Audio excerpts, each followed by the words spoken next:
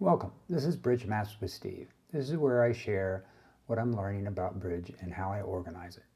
Today we're looking at a surprising topic for some, bridge bids you make even with 0 high card points. You pick up your cards and you count your points and you quickly see you have a bust hand. You may even have 0 high card points. Easy. Pass. Wait. Sometimes passing with 0 is the wrong bid. The core idea is that sometimes your shape is more valuable than your points. When that happens, your bid isn't showing strength, it's giving your partner information, and your shape is the message. Bidding with 0 points, why it matters. 1, it can help you find the right contract in helping you find a major suit fit, such as using Staymans. Another one, it can help you compete for the contract, simply keeping the auction alive and making it harder for your opponents to buy the contract cheaply. Next, you can avoid the wrong contract and prevent your partner from playing in a difficult one-no-trump strain. So, the fundamental or basic situations where you would bid with 0 points, here are a few. You're forced to by the auction, and your partner's bid requires a response. 2 examples of this are your partner opening 2 clubs or your partner overcalling with a takeout double. Your bid keeps the partnership convention going and passing is not an option. There are a few bids that you typically would make after your partner opens 1-no-trump, and these bids you could make even with 0 points. One would be initiating a Jacoby transfer and another one would be initiating a Texas transfer. Your partner may be able to use your shape to improve the contract. Then, choosing a suit after your partner overcalls with Michael's Q-bid is another example as advancer where you would bid with even 0 points. Another one is if your partner overcalls with unusual 2-no-trump. You're just continuing an agreed upon convention. Remember, once you play a convention, you have to play that convention. Then, lastly, sometimes you're driven by competition. A good example of this is furthering a preempt. You would do so even with 0 points using the law of total tricks. You're basically just applying pressure.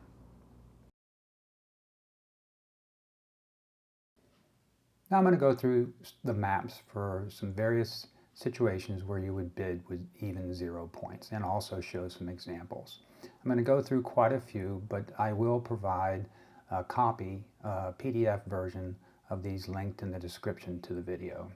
First, going to go over the 2-club opening response. So, a 2-club open, you must bid even with 0 points as the responder. You also want to make sure you discuss this with your partner to determine what your standard response or usual response is to their 2-club opening. I've been taught a standard response is 2 diamonds waiting. That's a temporizing bid, and you would then give your partner the opportunity to further describe their hand. Your 2 diamond bid is also forcing. Here's an example. So the opener in the north opens with 2 clubs showing 22 plus points. East passes, and then you in the south have a hand with no high card points, so you have 0 points. Your bid would be 2 diamonds, the temporizing bid. Your partner expects a bid, and this will keep the auction alive for your partner to pick the suit. Remember, you just know he has 22 plus. You don't know how high it could be. They could make the game on their hand alone, so your shape will give them information. Next we have the takeout double advance. The takeout double is a overcall, and you as the advancer are obligated to bid or forced to bid, assuming the other opponent doesn't interfere again or rebid or bid.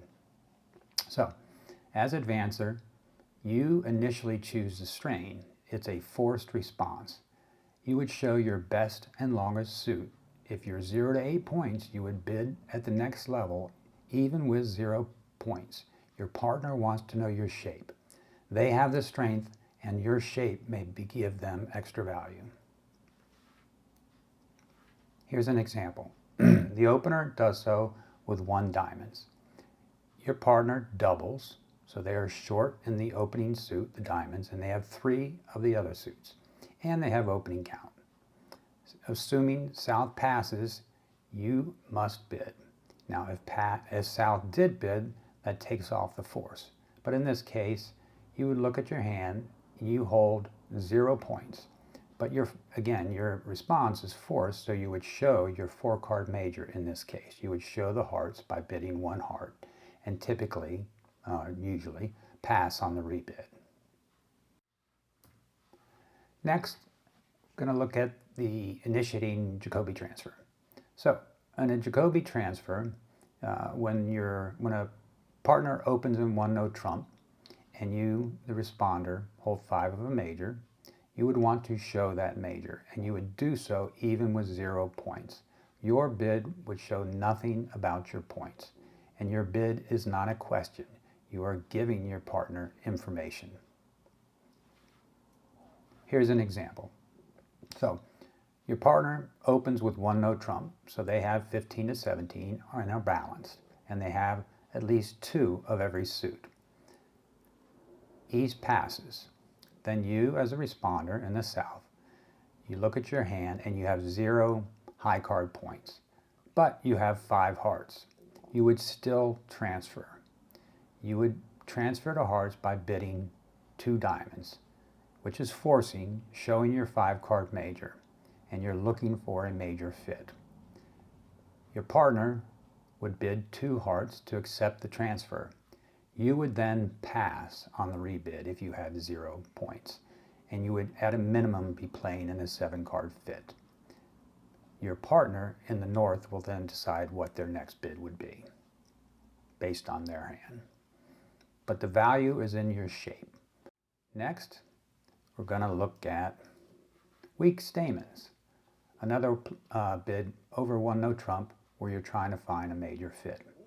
When your partner opens 1 no trump and you, the responder, even have 0 points, there are some Staymans that you could use. Not the traditional Stayman, these would be weak Staymans.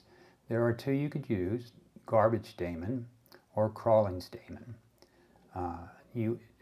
Which one you use is dependent upon what you have. You're in your minor shortage. If you're short in clubs, you could use garbage Stayman. And you would do so with at least 1 4-card major. And key, you want to be short in clubs. And you want to have support for the other suits. Ideally, you'd have 4+ cards and diamonds. Your response would be 2 clubs. Then you would pass on the rebid. The point here, or the goal, is to escape a bad no-trump strain. In a similar manner, if you're short in diamonds, you could use crawling Stayman. Here you would want to be 4-4 in the majors, and your action would be to respond 2 clubs to your partner's 1 no trump open, which is Stayman. And then on the rebid to partner's major, you would pass to partner's 2 diamond rebid, showing that they had neither hearts nor spades. You would crawl up to 2 hearts to find a 4-3 fit. Your goal here again is to escape a bad no trump strain, playing in a 4-3 fit rather than a very poor no trump hand. Here's an example of the auction for a garbage Stayman. So your partner opens 1 no trump, 15 to 17 in balance, 2 of every suit. East passes. You hold 0 high card points, but you have 4 hearts and 4 spades. But it's a poor no trump hand.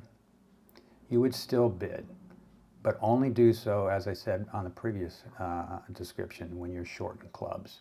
You would bid 2 clubs, which would be forcing, showing 4 of a major, and you're seeking a better strain, right? And then your partner has options. If they had 4 hearts, or basically in the situation for a standard rebid of the opener to Stayman, with 4 hearts, they bid hearts. With spades, they bid spades, and with neither, they bid 2 diamonds. Regardless of what they bid, you would pass on the rebid if you had 0 points. Then next, we'll look at the Michael's Q bid. Michael's Q bid is used when you, as the overcaller, are 5-5 or better in the unbid suits. And so you're doing this to describe your shape quickly, not necessarily your strength. It's generally a preemptive bid. The overcaller Q-bid cases, over a 1 club or 1 diamond, they would bid their suit bidding a Q-bid of the opener's suit, which show 5 hearts and 5 spades. Over opponent's 1 heart open, it would show 5 spades and 5 of an unspecified minor. If it was over opponent's 1 spade, it would bidding 2 spades would show 5 hearts and 5 of an unspecified minor. Now, as advancer, your distribution matters more than your high card points. You can bid even with 0 points. You're basically doing so to compete using the law of total tricks. Let me show an example of Michael's Q-bid. So the opener does so with 1 diamond. East, your partner, bids 2 diamonds, a Q-bid, a Michael's Q-bid, which shows 5 spades and 5 hearts. South bids 3 diamonds. You in the West have 0 points. You would want to show your fit for your partner by bidding spades.